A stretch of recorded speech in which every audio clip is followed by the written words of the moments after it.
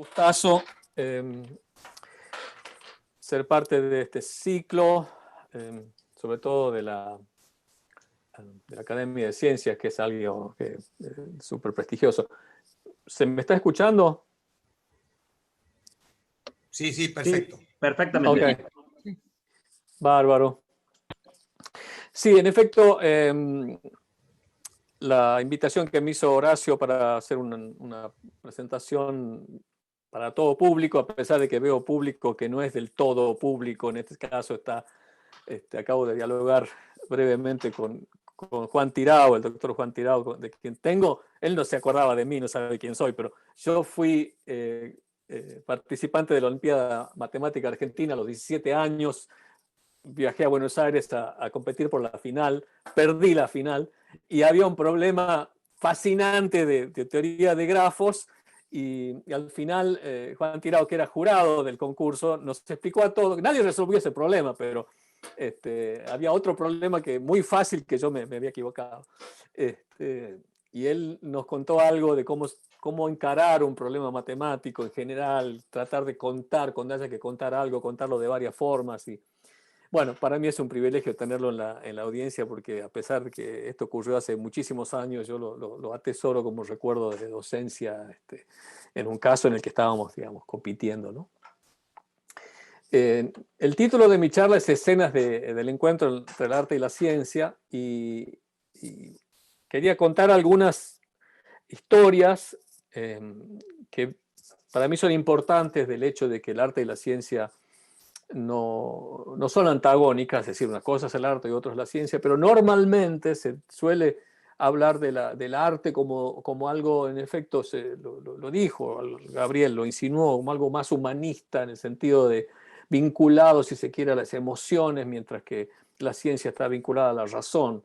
Pero yo quería hacer un recorrido y argumentar que hay muchísima estética en la ciencia, de que hay circunstancias en la historia de la ciencia en la que el gran descubrimiento es un descubrimiento al que se llega no tratando en general de explicar un fenómeno que no se entendía, sino persiguiendo un horizonte de elegancia, de simetría, de belleza de la teoría respecto del anterior, que en el fondo son criterios subjetivos. Y ahí viene a colación la frase de Kitz que decía Gabriel, ¿no? Porque en efecto, en muchos casos de la historia de la física y en otros casos que voy a mencionar tangencialmente, el descubrimiento se hace buscando belleza, ¿no? Y por alguna razón, la búsqueda de la verdad está asociada a la búsqueda de la belleza. Así, las teorías más lindas son las que tienen más chance de ser ciertas, ¿no? Por supuesto, la belleza no es suficiente, después tiene que ser cotejada con el experimento, pero en la búsqueda de belleza, en muchas circunstancias, se llega a la verdad. Y eso quizás nos está diciendo que la misma imaginación que crea el arte es la que crea la ciencia, es decir, que no hay una sola ciencia, quizás hay más de una, y esa ciencia que los humanos hemos construido está informada por nuestra historia evolutiva, por nuestros criterios, por nuestros sentidos. Yo creo que aventurando, si hiciésemos contacto con una civilización que tiene otra inteligencia, pero que es suficientemente elaborada como para descifrar las regularidades del mundo, que es en el fondo lo que busca la física, van a encontrar leyes distintas, o sea, van a expresar las regularidades del mundo de manera distinta, aunque el universo es el mismo y las predicciones van a ser las mismas. Y si hacemos el diccionario entre esa ciencia de otra civilización y la nuestra, quizás encuentren que la teoría de la relatividad la huelen, o la ley de Newton la perciben de otra manera, y quizás haya un diccionario entre las dos, ¿no? Es decir, esa es un poco el prolegómeno a lo que quiero contarles, de modo que lo que quería contar en rasgos generales es dos maneras que tengo yo en general de acercarme a este encuentro entre el arte y la ciencia. Uno es a través de esa indagación un poco epistemológica, ¿no? Del hecho de que hay estética en la ciencia, y ejemplificarla con un par digamos, de teorías que aparecieron en mi indagación sobre esto. Pero también yo, cuando me aproximo a al encuentro entre arte y ciencia, uso las circunstancias en las que el arte y la ciencia experimentaron una especie de fertilización cruzada como vehículo facilitador en la enseñanza de la ciencia. Entonces hay entre 5 o 7 historias que les voy a contar, hay ejemplos más profundos y otros menos profundos, pero siempre hay de alguna manera una gravitación de una sobre la otra, del arte sobre la ciencia y de la ciencia sobre el arte. Voy a compartir la pantalla para mostrarle algunas imágenes e ir hablando de esas imágenes. Y me pareció que una buena consigna sería que si tienen comentarios y preguntas por escrito, los pueden hacer durante la presentación. Y yo tengo abierto el chat acá y al final podemos conversar un poco, ¿no? Voy a compartir la pantalla.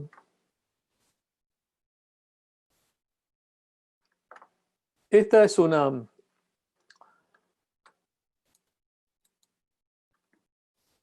imagen de Chandrasekhar, Subrayaman Chandrasekhar, que es un físico que yo conocí cuando estaba en la Universidad de Chicago de postdoctoral, una figura emblemática de la historia de la física. Ganó el premio Nobel por su trabajo sobre estrellas, ¿no?, de astrofísica. Y cuando estábamos en la universidad había un té con galletitas todos los jueves a las 4 de la tarde y bueno, íbamos al té con galletitas antes del coloquio. Y el té con galletitas era en una sala que estaba al lado de la sala del coloquio, donde había un gran óleo de retrato de Chandrasekhar y entraba Chandrasekhar con su trajecito negro y era como intimidante verlo al tipo al lado del óleo ese que era y yo nunca me animé a charlar con él y me arrepiento tanto porque muchos años después, leyendo, entre otras cosas, este libro, que se llama justamente Truth and Beauty, Belleza y Verdad, en alusión a la oda a la urna griega que Gabriel citó, del poema donde está el poema de Keats al final, donde dice la verdad es belleza y la belleza es verdad.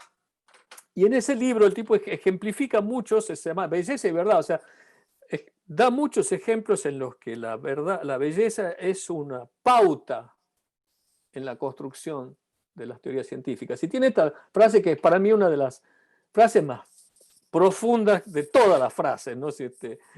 Un hecho increíble es que, lo voy a leer, a pesar de que la tienen ahí, o léanla ustedes, pero es un hecho increíble es que aquello que la mente humana en lo más profundo percibe como bello, encuentra su realización en el mundo externo. Es decir, si una teoría es lo suficientemente elegante y lo suficientemente bella, donde bello es un criterio, encuentra una manera de encarnarse dentro de las teorías científicas, ¿no? Entonces, eso para mí fue fue revelatorio encontrar esa frase para mí, ¿no? Después hay otro de las muchas historias que uno puede contar sobre esto. Hay un artículo que a mí me influyó mucho, es un artículo de Dirac, que es otro de los gigantes de la física del siglo XX. Él me acuerdo, cuando nosotros nos enseñaron la ecuación de Dirac en el Instituto Balseiro, me acuerdo que Luigi Maspiri, que era nuestro profesor de cuántica, él mismo nos contó que una vez, por casualidad, coincidió en un tren, porque volvía de un congreso con Dirac en el mismo camarote, y le preguntó de dónde sacó él su famosa ecuación, una ecuación extraordinaria, que unifica la relatividad con la física cuántica, a la que él llega, tal como escribió y tal como le contó a Luigi Masperi, jugando y buscando la forma más simple, la forma más linda para conseguir una ecuación que pueda compatibilizar las dos visiones. Y tiene este artículo, que es un artículo hermoso en sí mismo y que se llama Matemática Linda, y que cuando a él le preguntan y da una conferencia en Moscú sobre qué es lo importante de una teoría física, y él contesta, las leyes de la física deben tener belleza matemática, ¿no? Y escribe esa frase con tiza en el pizarrón en Moscú, lo recortaron al pedazo de pizarrón, lo enmarcaron, lo tiene ahí escrito con tiza.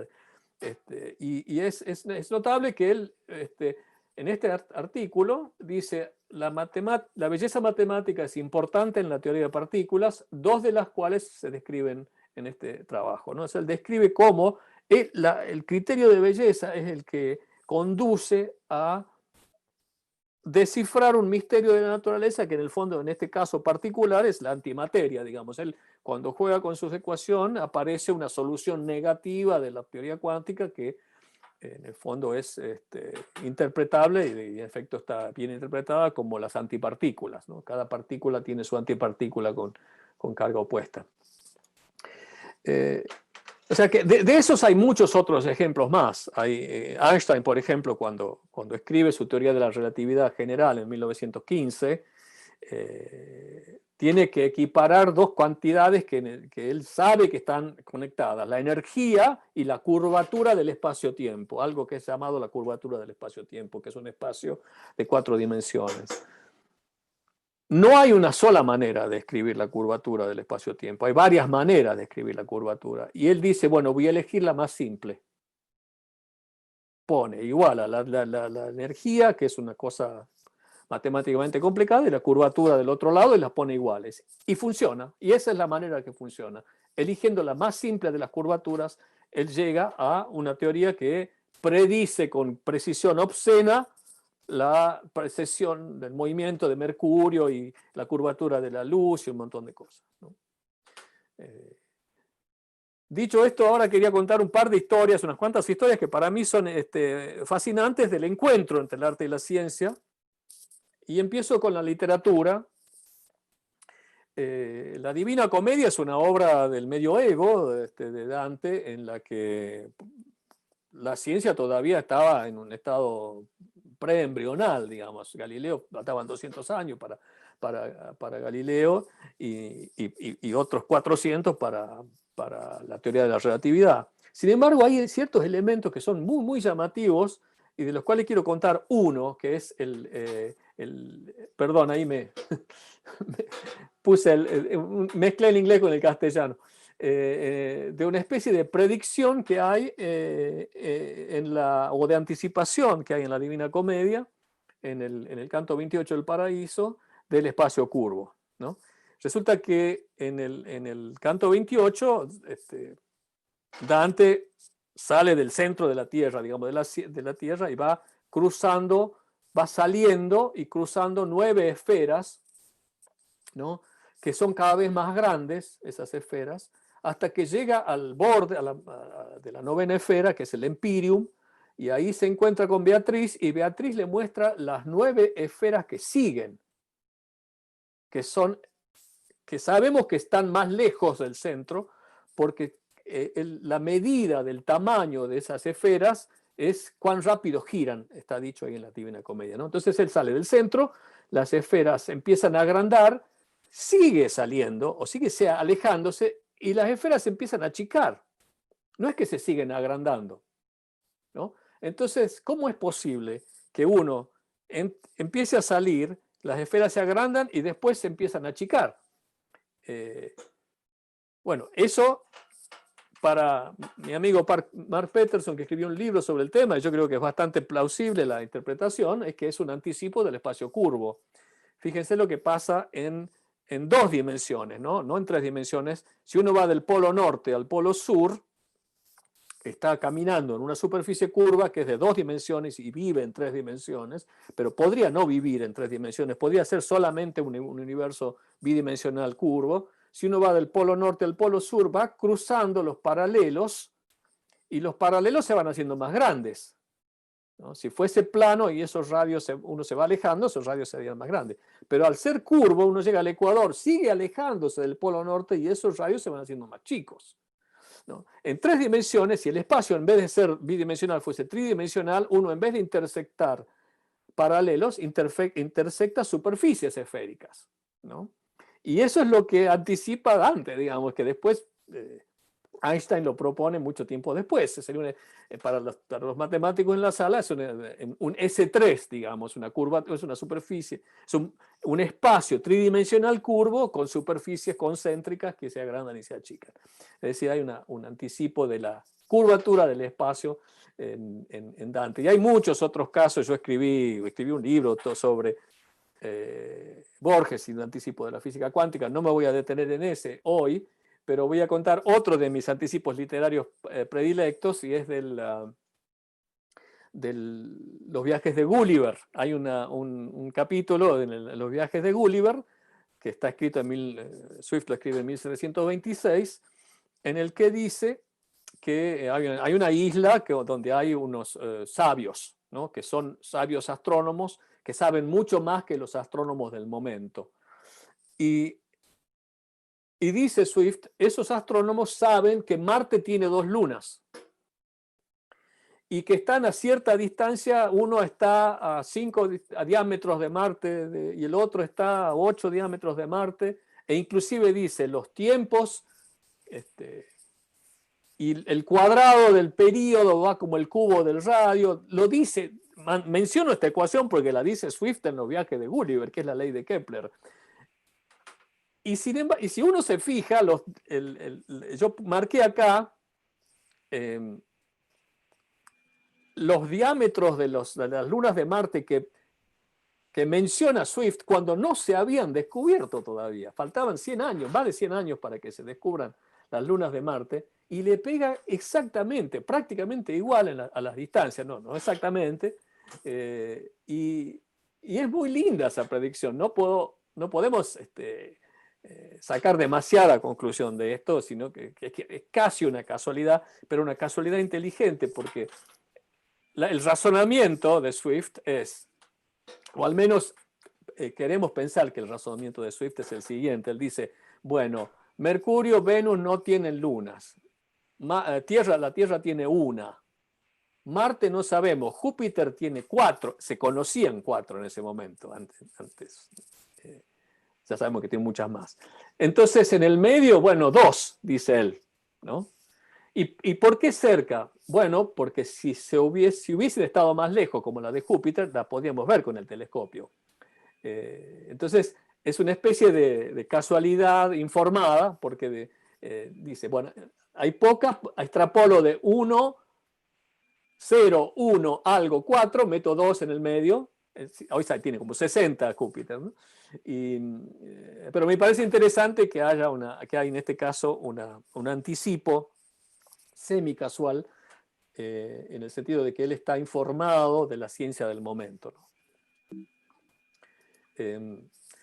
Ya en un sentido que muy, muy próximo para mí, volviendo un poco, volviendo antes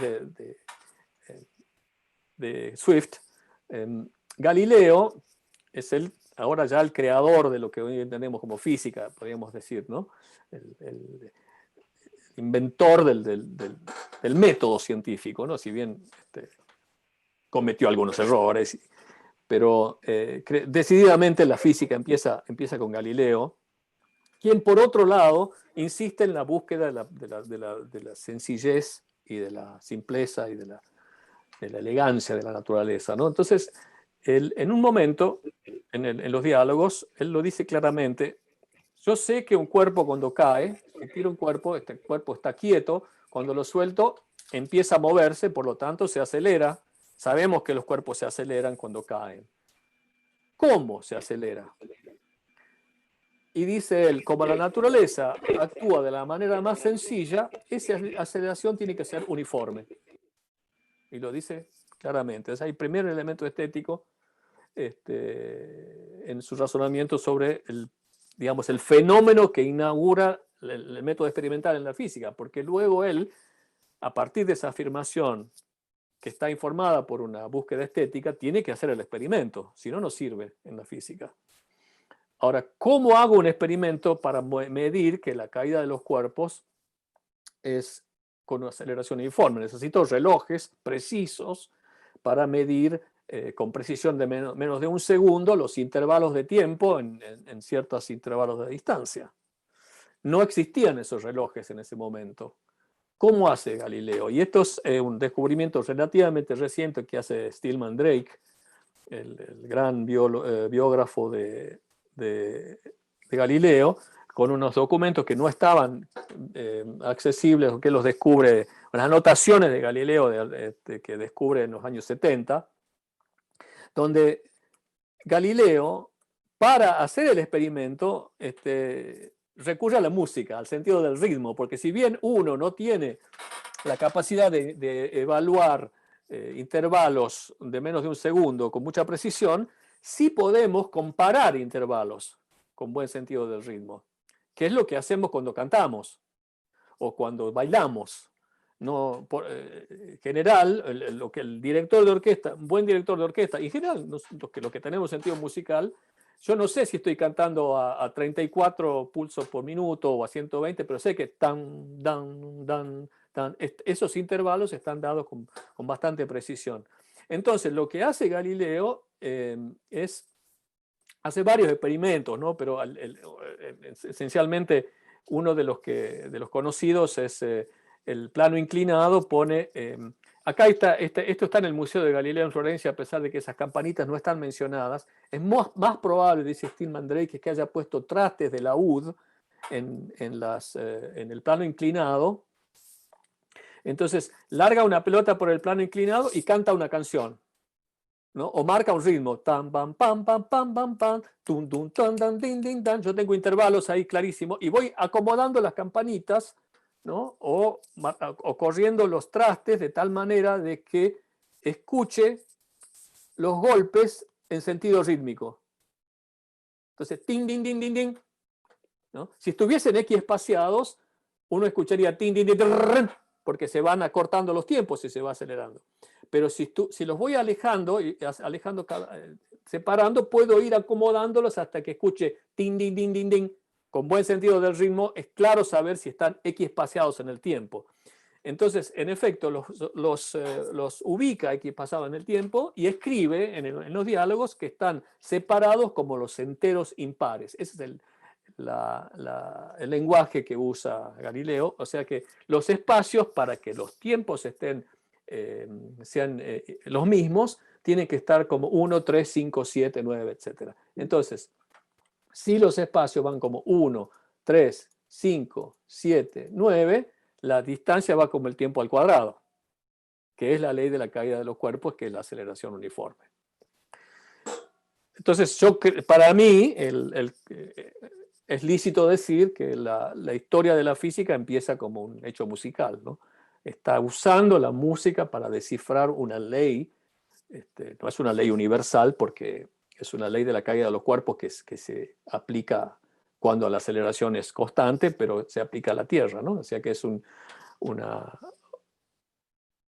gran momento para mí de la intersección del arte y la ciencia. Otro elemento que estaba viendo las figuras que mostraron, hermosas ilustraciones convocadas por el Encuentro de Arte y Ciencia de la Academia Nacional, y había algunas en las que había simetrías, ¿no? La simetría es algo que representa una búsqueda dentro de la belleza en la historia del arte, y también la ruptura de esa simetría como una manera de pensar fuera de una caja una vez que uno aprendió a pensar bien dentro de la caja. Acá hay una simetría que es una simetría especular. Una simetría es una operación que deja inalterada la forma de un objeto, ¿no? Entonces, en este caso, si lo reflejo con un espejo, sigo viendo lo mismo. Acá hay un ejemplo de Miguel Ángel, la tumba de los Medici, noche y día a la izquierda, o sea, bastante simétrica, ¿no? Ahora, resulta que en la física la simetría juega un papel súper importante a través de un trabajo iniciado por un trabajo de Emmy Noether, que esa era una matemática prominente, pero que hizo una digresión de su investigación y escribió un par de trabajos extraordinarios en los que vincula la simetría de una teoría, cuando hay una simetría, cuando hay algo que permanece inalterado ante algún cambio, algo se conserva, ¿no? Y ese es el teorema hoy lo llamamos el teorema de Noether. Por ejemplo, si uno sabe que la ley de Newton, la segunda ley de Newton dice que una fuerza cambia el estado del movimiento de una partícula. Entonces, si tengo una pelota de tenis, para cambiarle el estado tengo que pegarle un golpe en algún punto del espacio. Entonces, cuando le pego un golpe en algún punto del espacio, estoy rompiendo la simetría de traslación. Si no, porque hay un punto especial, que es el punto en el que le pegué el golpe. Si no existiese ese punto especial, todos los puntos son iguales y la simetría de traslación implica, en este caso, que la velocidad se conserva, ¿no? Entonces hay, así como esta, otras simetrías más complejas. El caso más saliente para mí es Maxwell y la teoría de la luz. Estas, para los que no son científicos, pueden ver esto como la piedra de la Rosetta, digamos, un sistema de dibujos que significan algo, que no importa muy bien qué significan, pero antes de Maxwell había una descripción prácticamente separada, aunque fue unificándose de a poco, entre la electricidad y el magnetismo, ¿no? La electricidad por un lado, la ley de Gauss, el magnetismo por otro, y después Faraday, en unos grandes experimentos, establece una conexión entre lo que es el campo eléctrico, eso es lo que causa la caída de los rayos, y el campo magnético, lo que tiene un imán, ¿no? Hasta ese momento, hasta principios del siglo XIX, eran como dos fenómenos separados. Faraday y Ampère y Gauss empiezan a encontrar que más o menos hay una electricidad que en movimiento genera un campo magnético. Pero si uno se fija en estas ecuaciones, que no las voy a describir, sino simplemente se los digo en palabras, hay una ecuación para la electricidad y dos ecuaciones para el entrejuego entre el magnetismo y la electricidad. Tal como están esas ecuaciones, violan una simetría. La simetría asociada a que la carga se conserva. O sea, les conté que hay simetrías asociadas a conservaciones. Y Maxwell mira estas ecuaciones y dice, esto no es simétrico, no me gusta. ¿Cómo hago para que se simetrice todo? Para que haya una especie de juego de ida y vuelta, casi en un pie de igualdad entre el campo eléctrico y el campo magnético. Y lo que hace es, inocentemente, agrega un término a una de las ecuaciones, ¿no? Y estaba él de vacaciones en Escocia, jugando con sus cuadernos, agrega esa ecuación y de pronto ocurre algo extraordinario, que esas ecuaciones describen una onda. Antes no describían una onda. Cuando él pone ese nuevo término para restaurar la simetría, simplemente porque estaba incómodo con la simetría de esas ecuaciones, encuentra que esas ecuaciones describen una onda. Y tenía los números que aparecían y calcula la velocidad de esa onda. Dice, pero no sé, no tenía los números porque estaba en el campo. Dice, bueno, yo sé que es una onda, cuando vuelva voy a ver qué velocidad tiene esa onda, ¿no? Cuando pone los números se encuentra con que la velocidad de esa onda es la velocidad de la luz. La velocidad de la luz ya se había medido en 1600. Se conocía muy bien. Entonces, mágicamente aparece que la luz es un fenómeno eléctrico y magnético como resultado de esa búsqueda de simetría, ¿no? Parece inocente porque es un solo término y curiosamente ahora esas cuatro ecuaciones se llaman ecuaciones de Maxwell, donde lo único que él hizo, lo único entre comillas, es poner un término a esas cuatro ecuaciones que ya existían. Pero ¿qué término? ¿Qué término? ¿No? Es el término que hace que esas ecuaciones describan la luz, las ondas electromagnéticas, las ondas de radio, las microondas, etc. Tremendo Maxwell. Ahora, claro, Maxwell hasta ese momento describió la luz como las vibraciones de algo, porque esa luz se propaga en el vacío. El campo eléctrico y el magnético aparecían como vibraciones de algo que en ese momento se consideraba el éter, ¿no? O sea, así como el sonido es la vibración del aire o de la cuerda de guitarra o del agua, si es un sonido propagándose en el agua, hasta ese momento se pensaba que la luz era la vibración también de algo que estaba en el espacio, que es el éter, porque cómo se va a propagar la luz en el espacio vacío.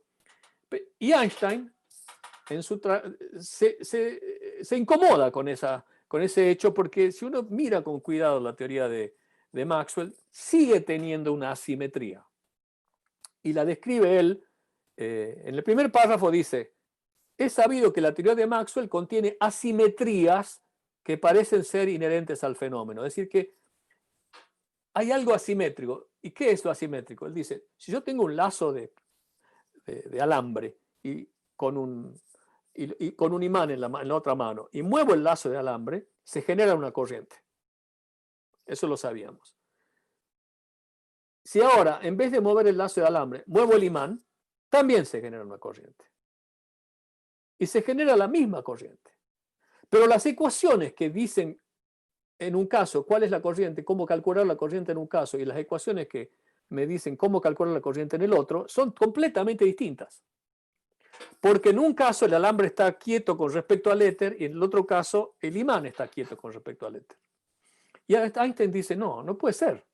¿Cómo puede ser que dos ecuaciones muy distintas me den lo mismo?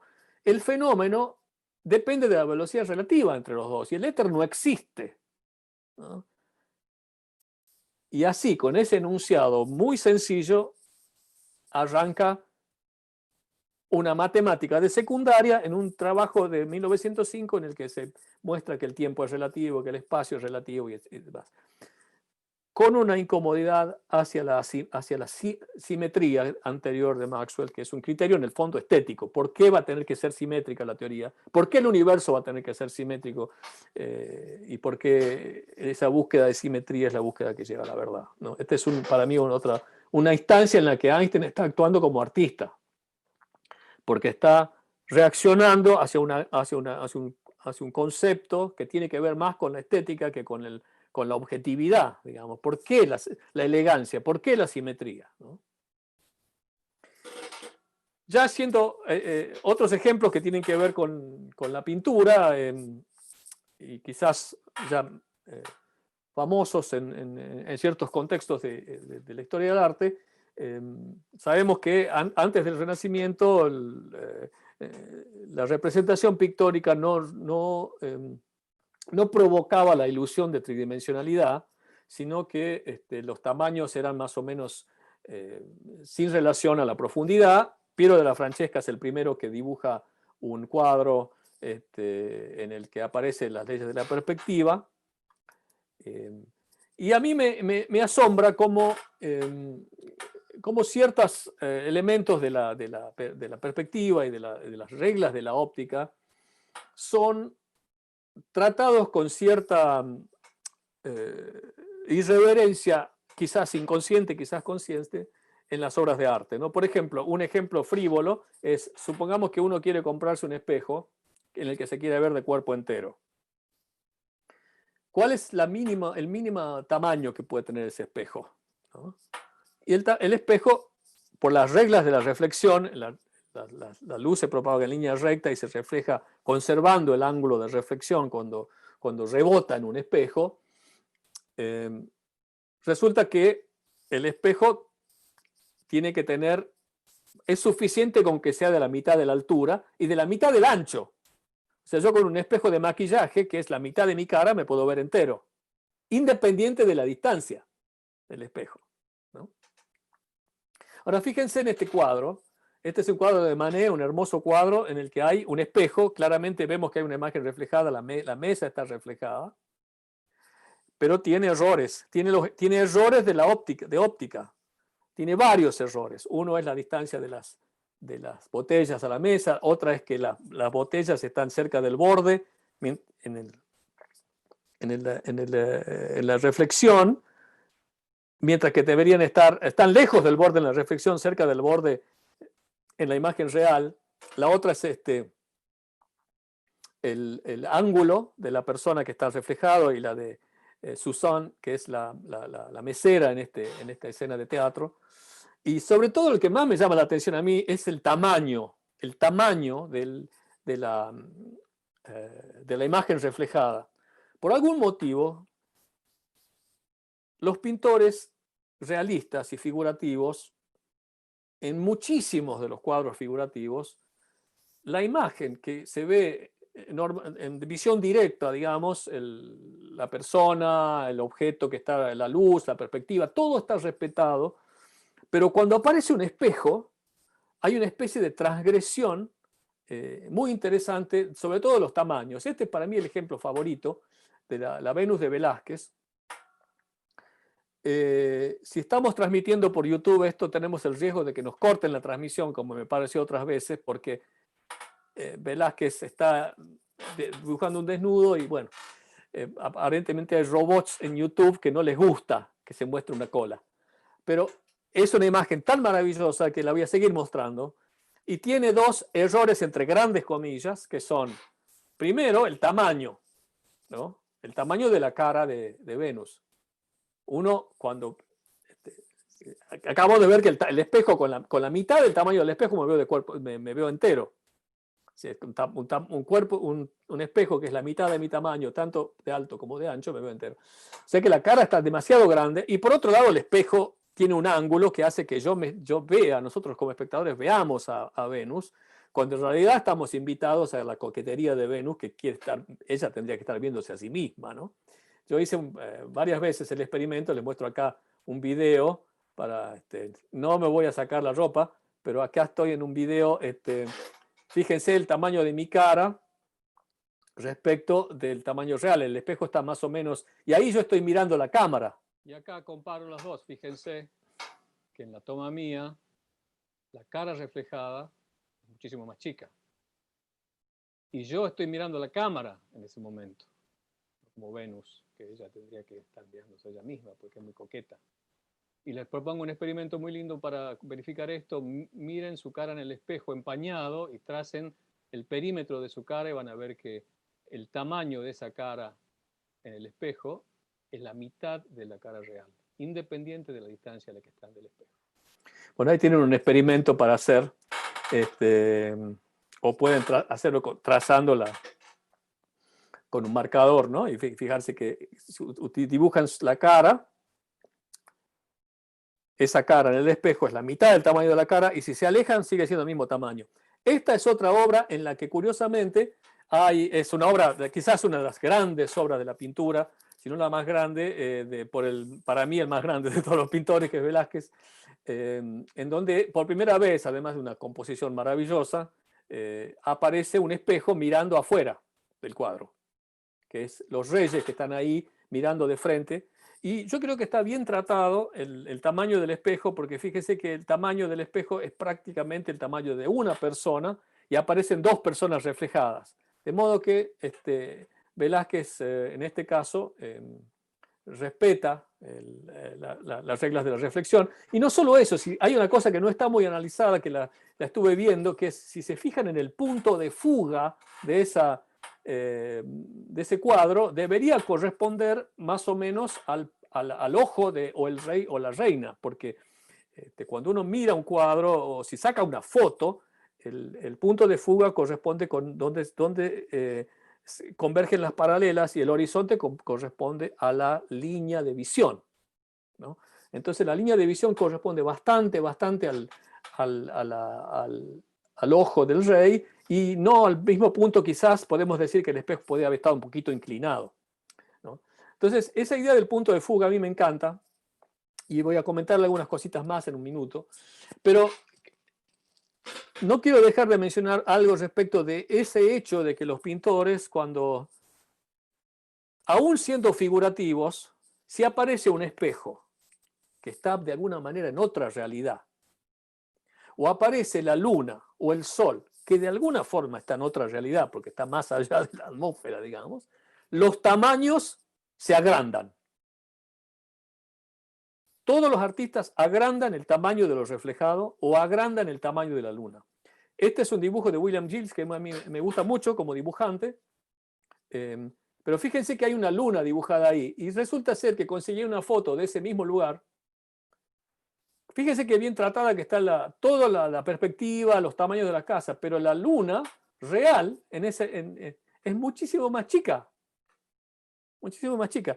La luna y el sol, que curiosamente tienen el mismo tamaño aparente en el cielo, subtienden medio grado. Es decir, si uno pone más o menos el meñique es medio grado. el meñique con el brazo extendido. La luna es el tamaño del meñique con el brazo extendido, ¿no? Que es bastante chico en cuanto a tamaño angular. Y eso es más o menos 1/100, es decir, el meñique tiene 1/100 del ancho del largo del brazo, ¿no? Medio grado es 1 en 100, más o menos. Entonces, si uno mira un objeto que tiene un tamaño 1, por ejemplo, una moneda que tiene 1 centímetro, tenés que ponerlo a 1 metro de distancia para que tenga el mismo tamaño que el Sol, aproximadamente.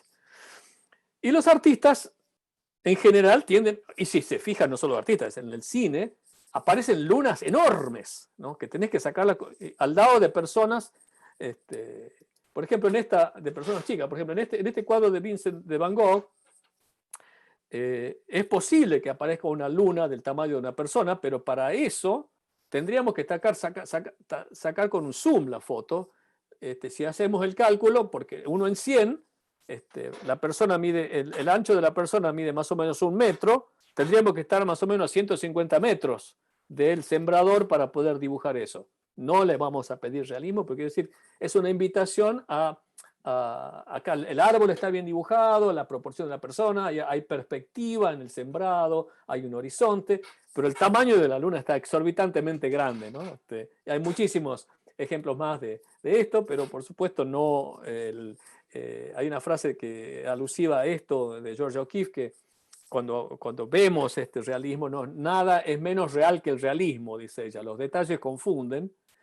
Solo por medio de la selección, la eliminación y el énfasis llegamos al significado real de las cosas. Esa frase que ella está invocando a propósito de la figuración y del realismo se aplica también a la ciencia, porque ¿qué hace Galileo cuando estudia la caída de los cuerpos? Está seleccionando cosas, está simplificando el hecho de que la gravedad no cambia y está simplificando sobre todo el hecho de la fricción del aire, que si tomamos en cuenta la fricción del aire, no todos los cuerpos caen con la misma aceleración. Es decir, que está haciendo síntesis, ¿no? En la gran construcción de los mapas de la realidad, que es la ciencia, hay muchísima simplificación. Y esta frase es pertinente a eso, ¿no? Volviendo a la perspectiva, en mi trabajo como científico y divulgador, por supuesto, más de una vez me preguntaron cómo refutar a un terraplanista, ¿no? Y cómo le demuestro a alguien que la Tierra es redonda. Bueno, hay muchas formas, la histórica es la de Eratóstenes, que es medir el tamaño de la sombra al mediodía en Siena, al mediodía en Alejandría, y compararla con que a mediodía por la latitud de Alejandría, en el día del solsticio, está vertical la sombra y en Siena está formando un ángulo. Sabiendo la distancia de Siena a Alejandría, podemos saber, midiendo el ángulo de la sombra, el radio de la Tierra. Yo les quiero proponer otra que tiene que ver con la perspectiva y el punto de fuga. En una Tierra plana, si uno mira las paralelas por el hecho de que la luz se propaga en línea recta, las paralelas convergen en un punto, el punto de fuga, en una foto. Uno ha visto que si uno saca una foto de una avenida, esa avenida se va haciendo más chica a medida que se aleja y convergen en el punto de fuga. Ahora, en una tierra plana, el punto de fuga de paralelas al piso, estaría sobre el horizonte, porque esas paralelas convergen en el infinito, que está en la misma dirección que el plano de la Tierra.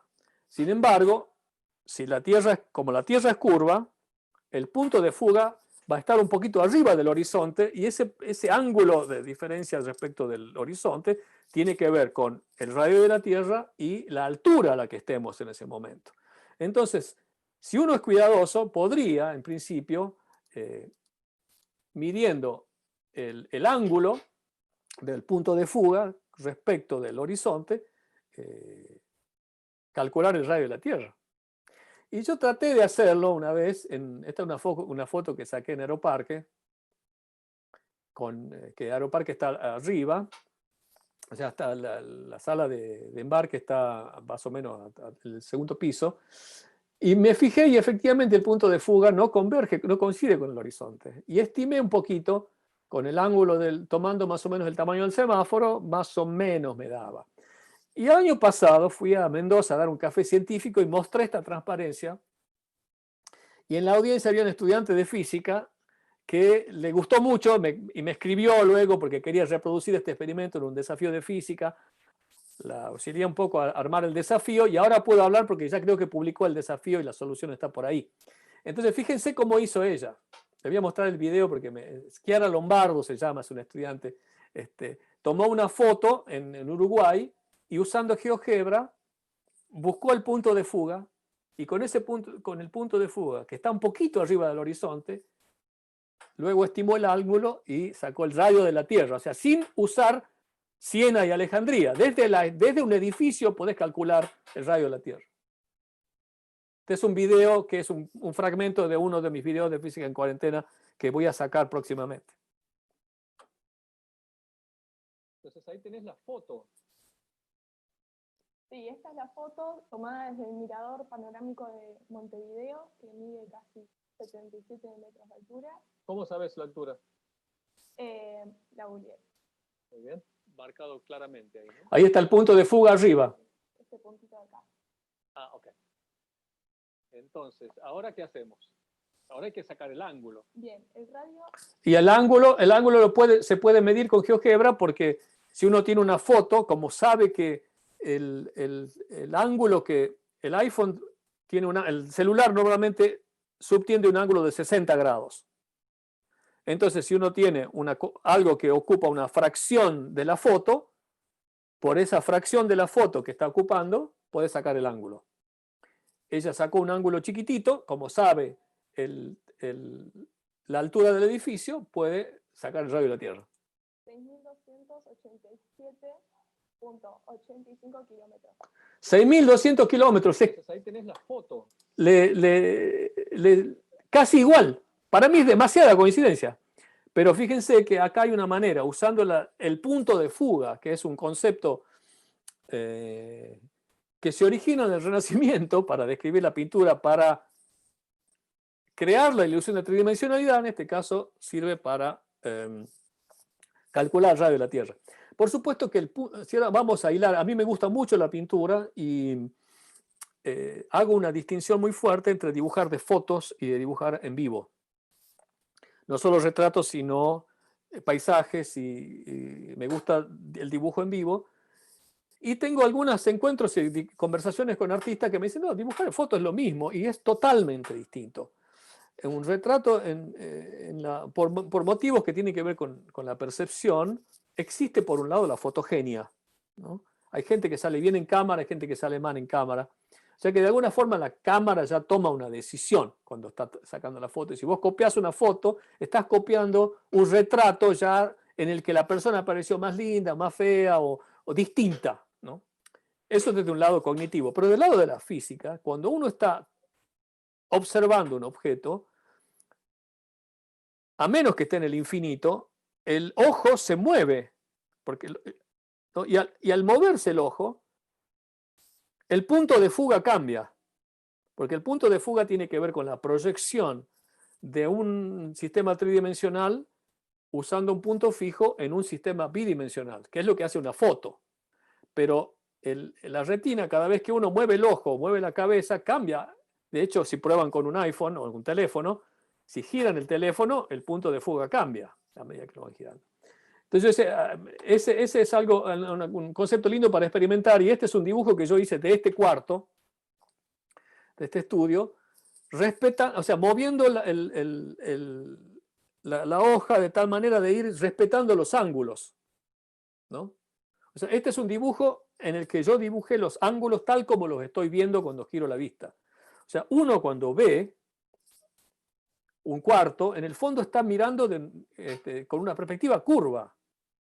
Y la perspectiva lineal se genera en el Renacimiento porque, curiosamente, porque fíjense que la perspectiva curva o la geometría, la trigonometría curva existía mucho tiempo antes, porque para ubicar una estrella necesitas ángulos azimutal y polar, o sea que en el fondo uno tendría que haber recurrido a la pintura con la perspectiva curva primero. Lo que pasa es que en el Renacimiento, para buscar el realismo, usaron lentes.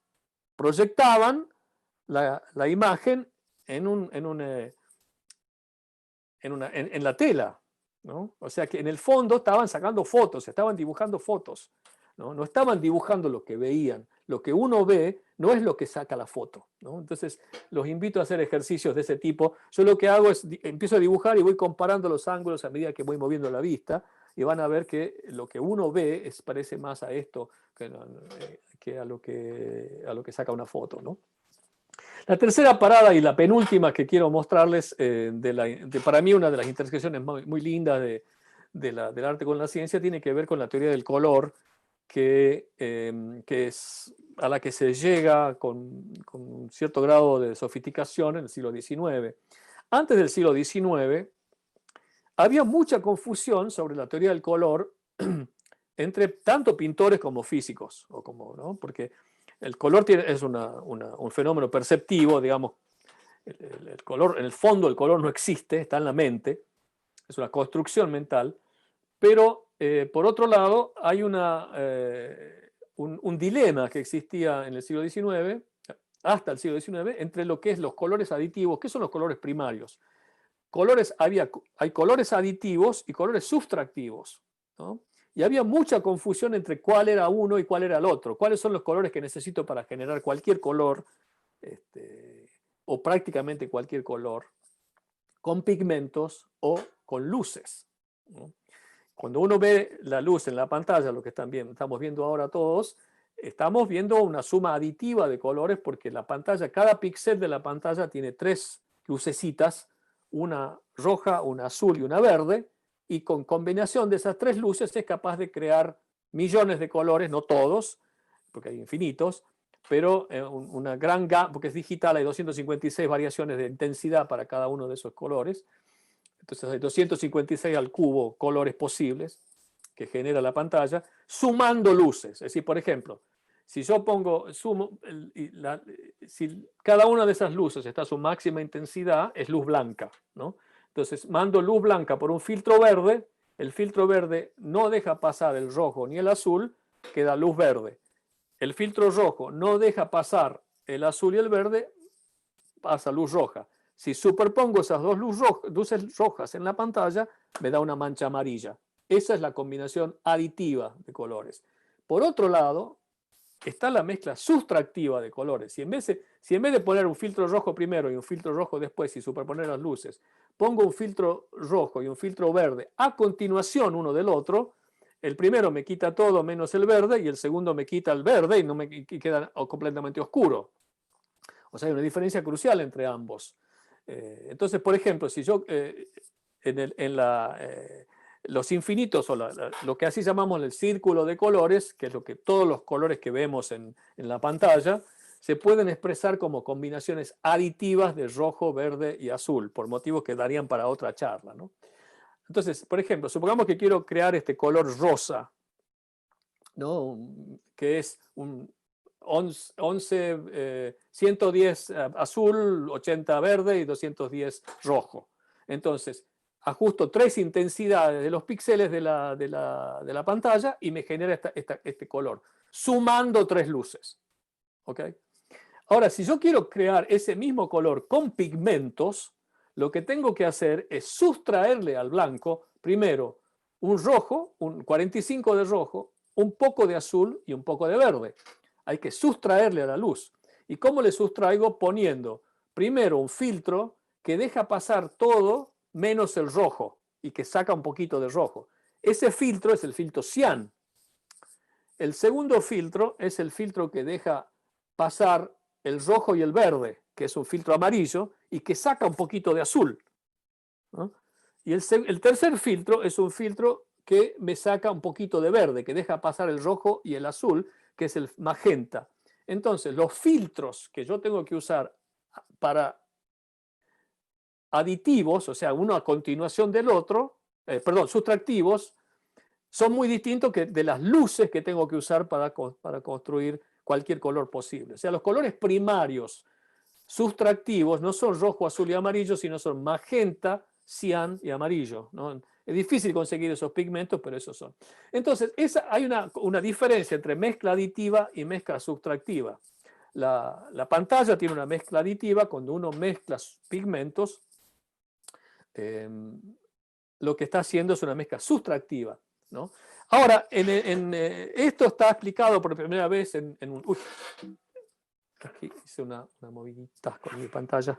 Esto está explicado por primera vez en un libro de Ogden, este libro de Ogden Rood, que se llama Cromática Moderna, del año 1879, en el que dice, es cierto que con pigmentos conseguimos mezclas sustractivas, pero si uno pudiese poner puntitos uno al lado del otro, lo que estaría haciendo es generando, de alguna forma, una mezcla aditiva con pigmentos. Si podés poner un puntito al lado del otro, que reflejas, pones un pigmento verde, reflejas todo menos reflejas verde, acá me salió la flecha medio rara, después tenés pigmento rojo, reflejas el rojo y tenés dos luces que vienen, ¿no? Será, que era un neoimpresionista, lee el libro y dice, voy a experimentar con puntitos, ¿no? Entonces, de alguna forma, lo que quería, el resumen de esta historia es que el puntillismo surge como movimiento informado por las nuevas teorías del color que distinguen lo que es una mezcla aditiva y una mezcla sustractiva, y que sugieren que uno puede con pigmentos conseguir mezclas aditivas que nunca van a ser como las de la pantalla, porque la pantalla tiene luz propia. En cambio, el puntito, por más amarillo que sea, está reflejando la luz blanca. Entonces, para conseguir una mezcla, en el fondo el puntillismo verdadero es el de la pantalla digital. La pantalla es un cuadro puntillista digital del cual nosotros no distinguimos los puntos porque son muy chiquititos, ¿no?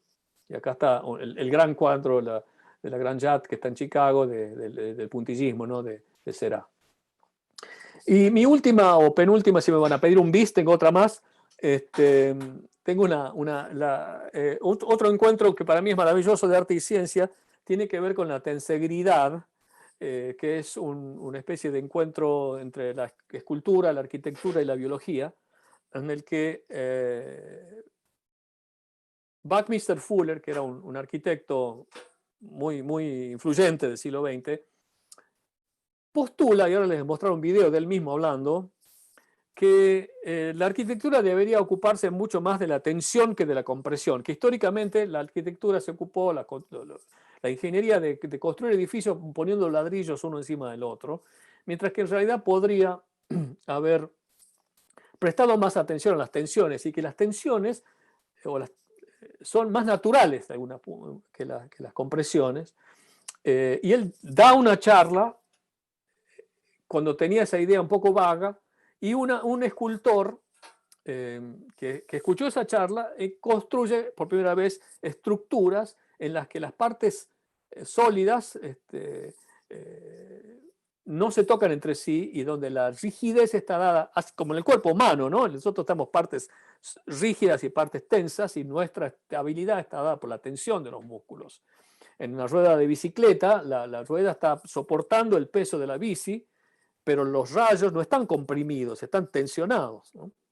Y les muestro un video del arquitecto que por primera vez construyó estas estructuras. El primero en construir estas estructuras, Kenneth Snelson.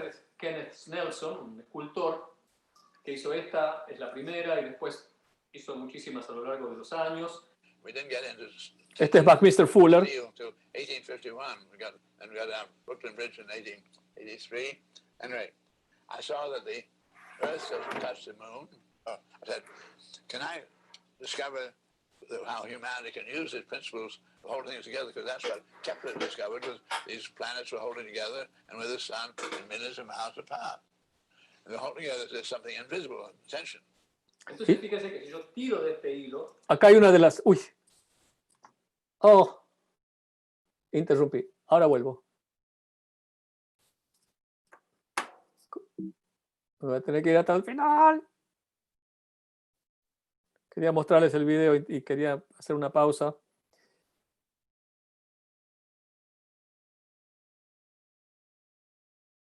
En el video de Buckminster Fuller, porque yo mismo me interesó mucho el tema y construí algunas de esas figuras imposibles. A ver si. El primero es construir estas estructuras de tensigrid. how humanity can use it. Tendiendo a hacer acá hay una de las triángulos y por lo tanto a tensar los hilos que los conectan. Entonces se crea una estructura estable. Pero ahora lo voy a pegar y tengo mi escultura imposible. Fíjense que la escultura parece una escultura levitante y la estabilidad está dada por la tensión. Cuando uno aprieta, si uno pusiese un objeto encima del triángulo de arriba, lo que se tensiona es el cablecito del medio. Y si uno tira, lo que se tensiona son los tres cables, los tres hilos que sostienen los dos triángulos, ¿no? Esa es mi estructura imposible. Inclusive lo puedo mover y se mantiene estable, ¿no? No necesariamente tiene que estar vertical. Hasta que Donald... Ahora, una de las... el punto dramático para mí de esta historia de la tensegridad es que esta persona, Donald Inkberg, que es hoy un biólogo muy, muy conocido, estaba estudiando biología en Yale su primero o segundo año. Estaba aprendiendo a hacer cultivos celulares en los años, ¿no?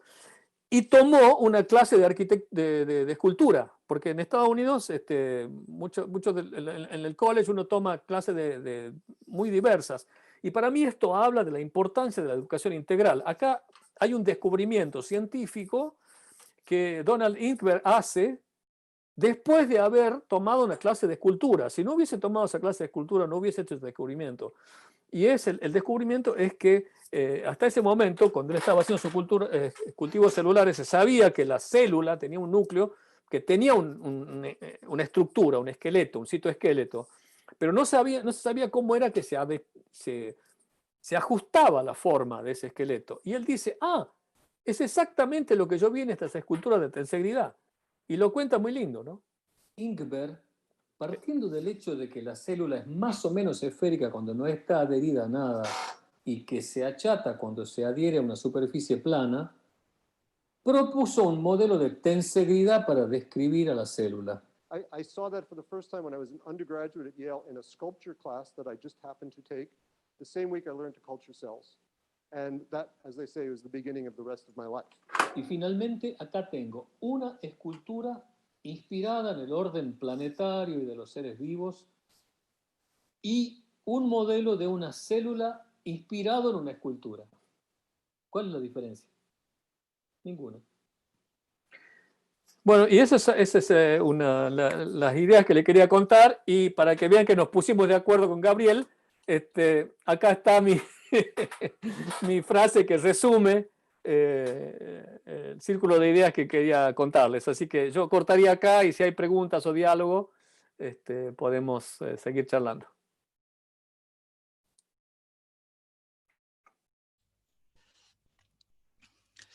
Bueno, muchas gracias, Alberto. Y la verdad que yo no te conocía y la frase por lo menos viste que está textual, o sea que se ve que los dos tenemos el mismo traductor.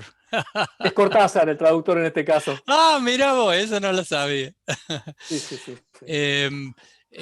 Gonzalo, ¿querés ir leyendo vos, por fin? Tenemos varias preguntas en el chat. No sé si también algunas otras personas quieren hacerla en forma oral, que levante la mano y le vamos habilitando los micrófonos. En el chat, Leonardo Singereisky. ¿Hubo creaciones de un científico contemplando una obra de arte y creaciones de un artista a partir de una idea científica? Bueno, creaciones de un artista a partir de una obra científica hay muchísimas, ¿no? De atrás para adelante, hay muchos artistas, tanto escritores como artistas, pero podemos pensar en Dalí. Dalí tiene los espejos, los relojes curvos, que están inspirados en la teoría de la relatividad, del tiempo variable, tiene el Cristo que está levitando en un hipercubo, en la proyección de un hipercubo en 3 dimensiones, es decir, hay muchísimas. Y el científico contemplando la obra de arte, no sé si tanto contemplando, pero sí informado por criterios artísticos. Por ejemplo, Galileo cuando ve por primera vez la Luna a través de un telescopio en noviembre de 1609, ya la luna la había visto Harriot en Inglaterra 3 meses antes y había visto la rugosidad de la parte que divide la parte iluminada de la oscura, y Harriot la atribuye a la imperfección de la lente, pero Galileo, que había tomado clase de perspectiva y de claroscuro,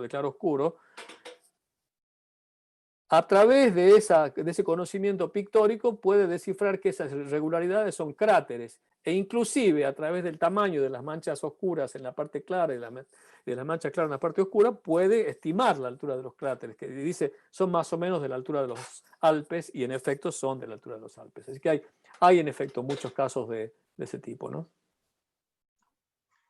La pregunta de Ricardo Bloch. ¿Cómo podríamos asociar los postulados de un artista que tiene una concepción nociológica idealista, por ejemplo Borges, con sus hallazgos en materia física que solo pueden demostrarse a partir de una teoría realista y monista? Bueno, Borges es un idealista, pero él es un gran creador de ficciones y de fantasías, y muchas de esas fantasías, cuando son lo suficientemente sofisticadas, luego son antologizadas por la ciencia, ¿no?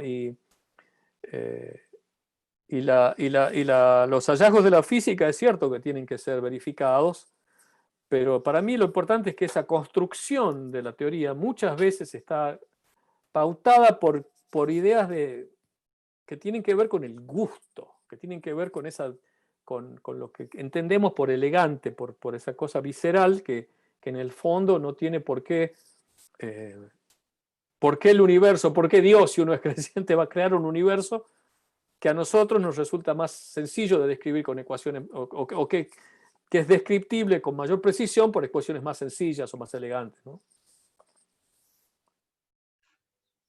De la familia Álvarez Sabasta. ¿Podemos, profe, entonces decir que la rigurosidad científica, matemático-física, es usada como argumentación para mostrar al mundo humano la ley o leyes que se muestran en las manifestaciones físicas y que aparentan ser preconocidas por el contemplador u observador, científico o artista, de esa belleza universal, aunque a veces una obra artística no rigurosa también muestra esa verdad de funcionamiento universal en forma poética, sin dejar de decir que estas obras artísticas sirven también a modo de inspiración, o bien como manifestaciones físicas que también son sentidas, experimentadas? Bueno, es medio larga, no sé, tendría que estudiarla un poco más, pero está en el chat, si preferís leerlo. Sí, la estoy leyendo. Sí, que la rigurosidad científica es usada como argumentación para mostrar al mundo humano la ley y las leyes que se muestran larga la frase, ¿no? Digamos, sí, tendría que detenerme un poco más en la frase, pero yo no sé si hay una belleza universal, y creo que también alrededor de este tipo de preguntas hay que distinguir yo me resisto a usar la frase de las leyes de la física gobiernan el movimiento de los cuerpos, las leyes no gobiernan nada, las leyes son construcciones sintéticas de la mente humana. El universo está ahí y nosotros lo describimos, son el ropaje matemático con el que describimos la realidad. No es que haya una belleza universal, sino que hay un criterio de belleza de la mente humana, me parece a mí. Y ese es por eso aparecen estas intersecciones, y estas intersecciones lo que nos están recordando es que la física es una creación de la mente, ¿no? Una de las maneras de describir la regularidad del mundo.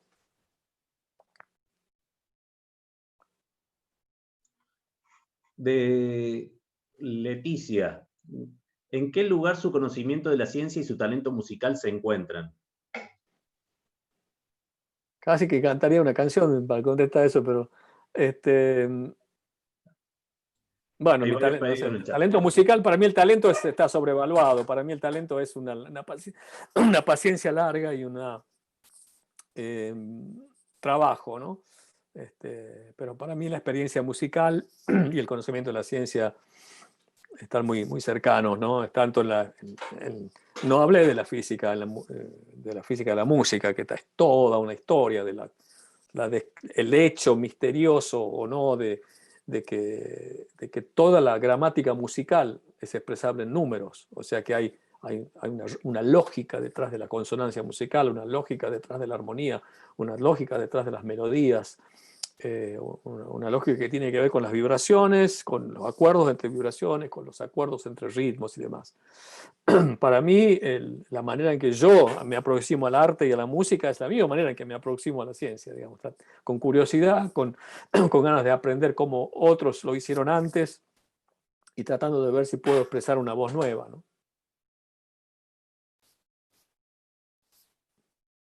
Tenemos también preguntas en YouTube.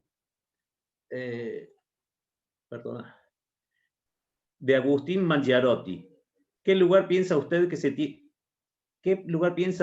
tiene la imaginación en la belleza, en arte y ciencia? Muchísima. Es toda la imaginación, por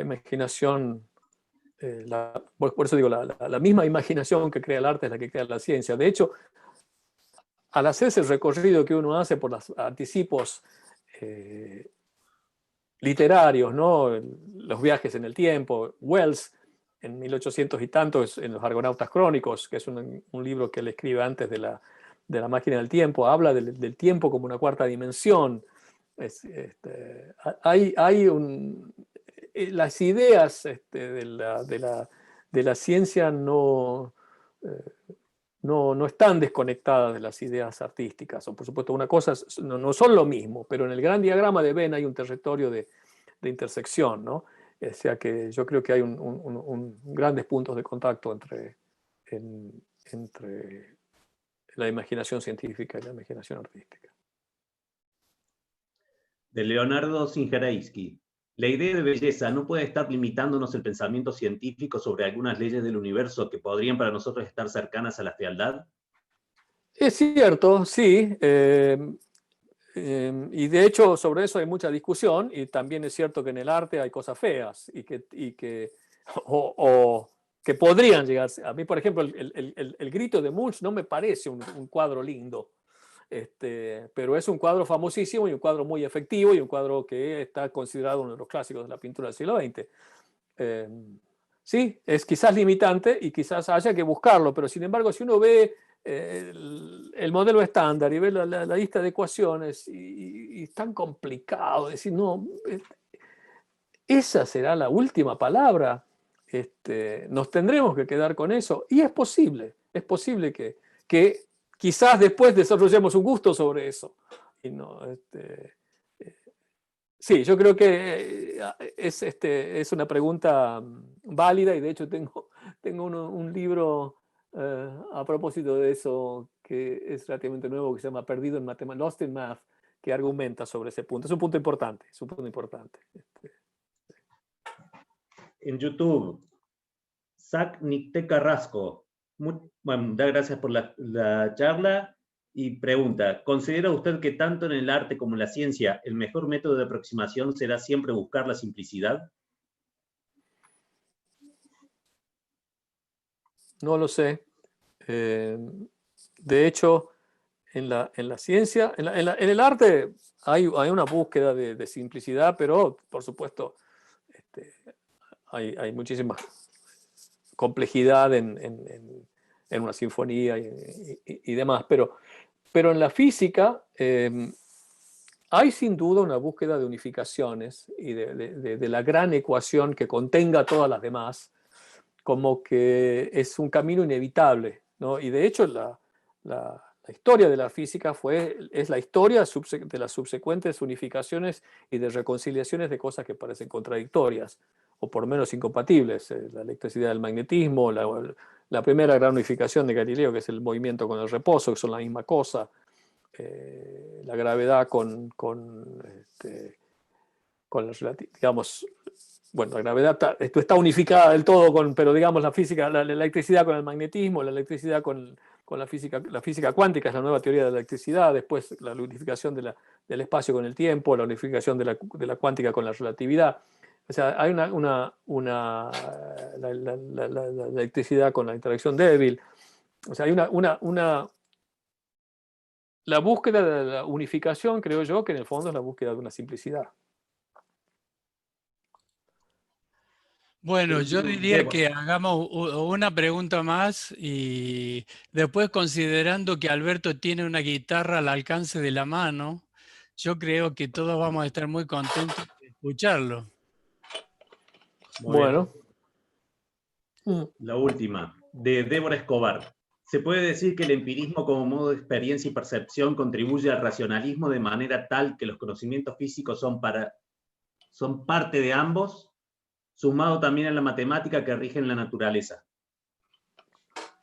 Bueno, acá tenemos un gran matemático en la sala. Yo creo que la matemática, en parte, respondiendo en parte a esa pregunta, yo aludiría al trabajo clásico de Wigner, en el que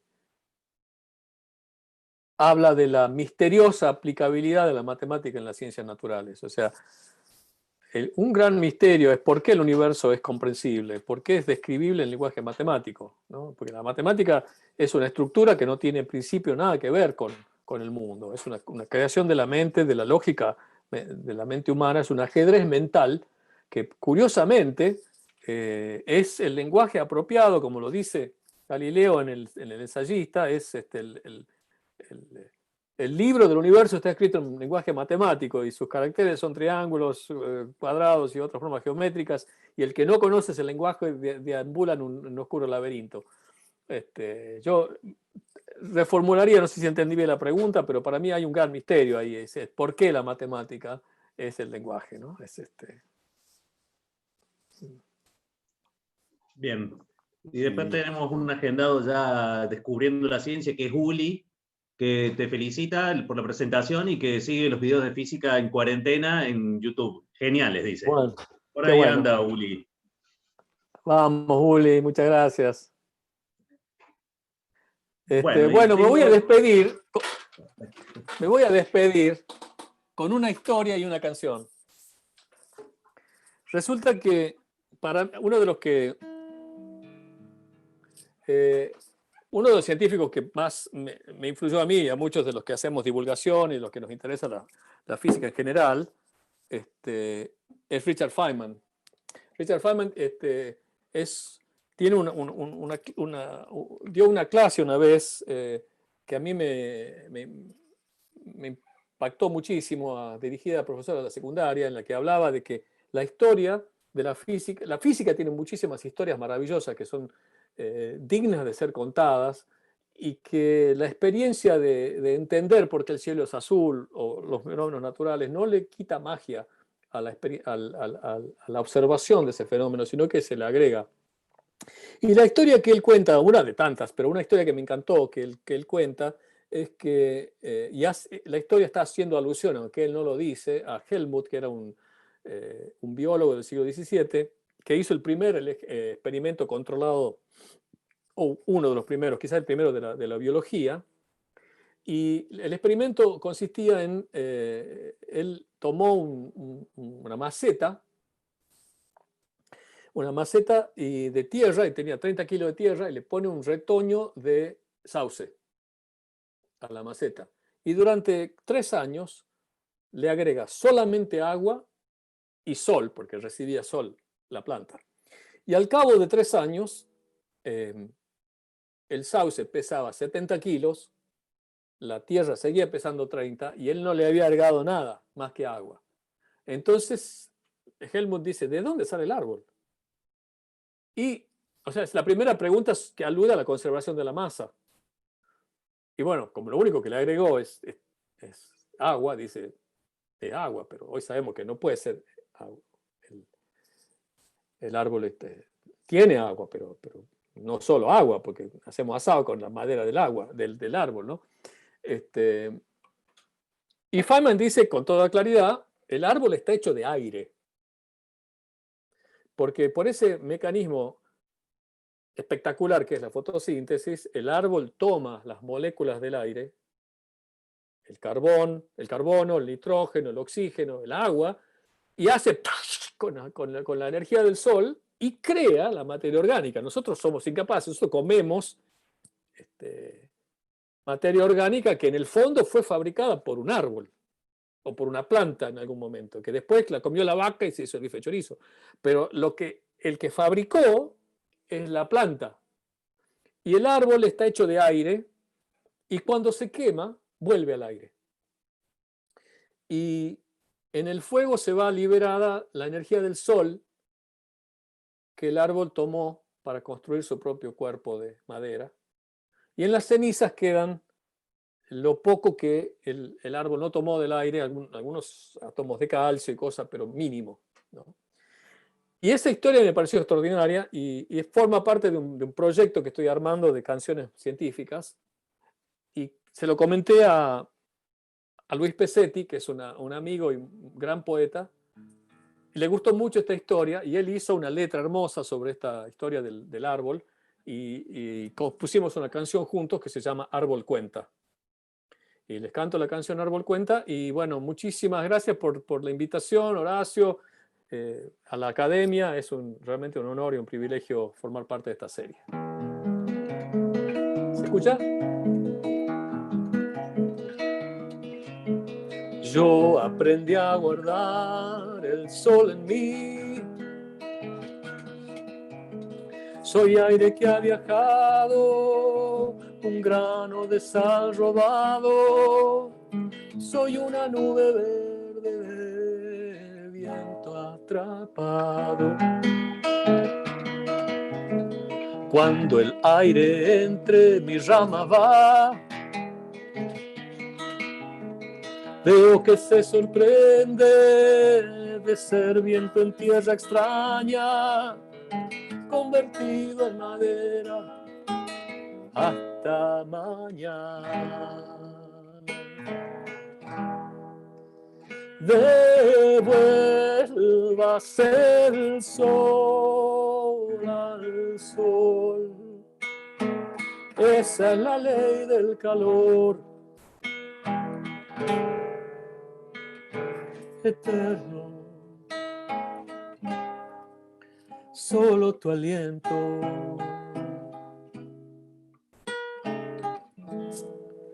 mi silbido y lo que siento.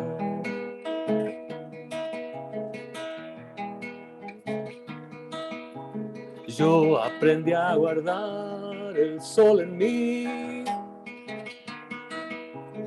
Yo creo en la luz y creo en la salvación del aire lleno de barcos que vienen llenos de sol. Y si el fuego desata el aire en mí, quedará el recorrido, barcos, cunas, guitarras, el racimo de tantos hechos que hicimos.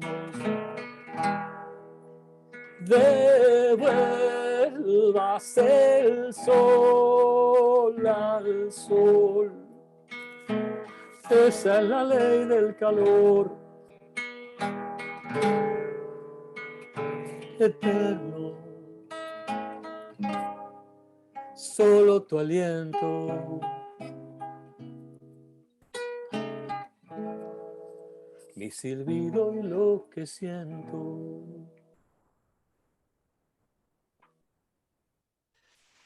Qué hermoso momento. Por favor, abrí todos los micrófonos, Gonzalo, y le damos un lindo aplauso. ¿Vamos? Tienen que desactivarlo. Algo que se parezca a lo real. Muchas gracias. Muchas gracias.